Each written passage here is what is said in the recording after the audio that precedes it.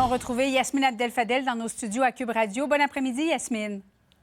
Bon après-midi, Julie. Alors, c'est Cube Radio qui a dévoilé la semaine dernière qu'il y avait plusieurs femmes, des mères, qui avaient porté plainte pour violence conjugale et que finalement, elles ont perdu la garde de leurs enfants, qui a été confiée par la DPJ au père qui faisait l'objet d'une plainte. Puis là, on ne parle pas de 2-3 mères, mais plutôt d'une centaine de témoignages provenant de mères.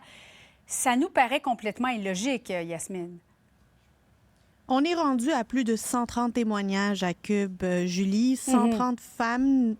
En fait, on sait que ça touche pas juste les femmes, qu'il y a aussi des pères qui se retrouvent dans cette situation-là, mais on a récolté plusieurs témoignages de femmes qui non seulement ont été victimisées une première fois par un conjoint violent, mais qui se retrouvent à être victimisées une deuxième fois par un système qui les a non seulement abandonnées, mais qui s'acharne sur elles.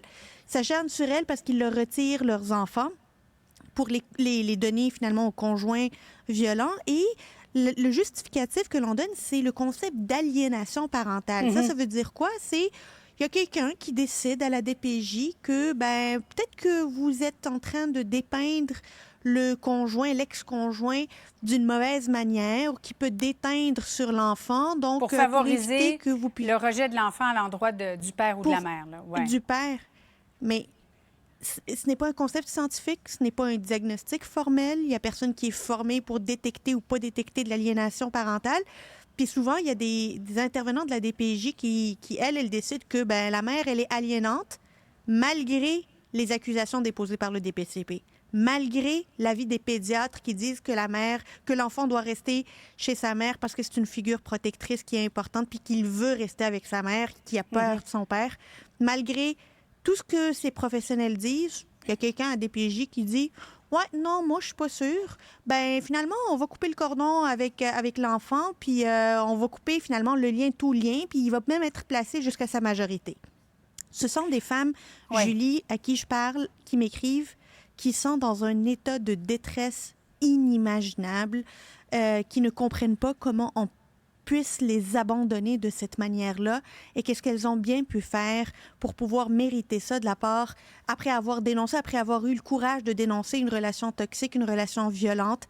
Elles s'attendaient à avoir un filet de sécurité et finalement, ça devient elles les victimes, encore une fois. Et d'ailleurs, la députée libérale Brigitte Garceau a demandé une enquête, qu'on fasse la lumière sur ce qui se passe actuellement. Bon, le dossier du financement maintenant. La CAQ se dit ouverte, Yasmine, à revoir le financement des partis, à mettre fin donc au financement privé des partis. On va écouter ensemble quelques-uns des citoyens qui ont été interrogés dans la circonscription d'Yves Montigny. C'est dans la circonscription de René Lévesque sur la Côte-Nord. C'est pas correct, moi, je trouve que ils n'ont pas à exiger que les gens participent. Parce que pour le parti, c'est pas pour le gouvernement.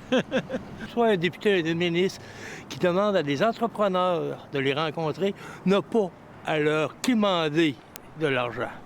Déjà que les entrepreneurs payent déjà beaucoup, les régions éloignées encore plus, ça n'a aucun sens. C'est un pot de vin, ça. C'est de l'arnaque. C'est que le député Yves Montigny se retrouve lui aussi sur la sellette.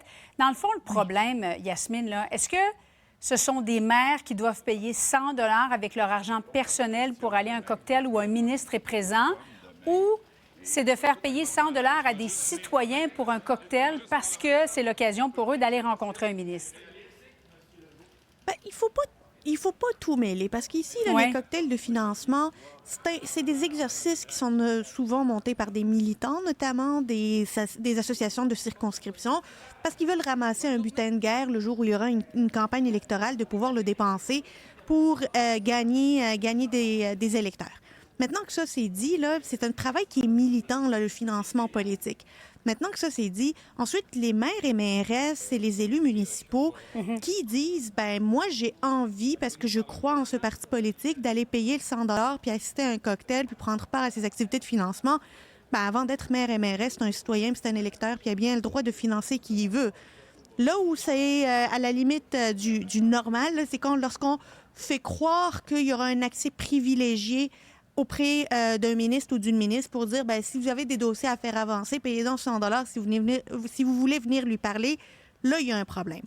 Mais là où on m'échappe complètement puis on me perd, c'est lorsqu'on ouvre la porte à mettre fin au financement populaire pour que les partis politiques soient financés que par l'argent des contribuables.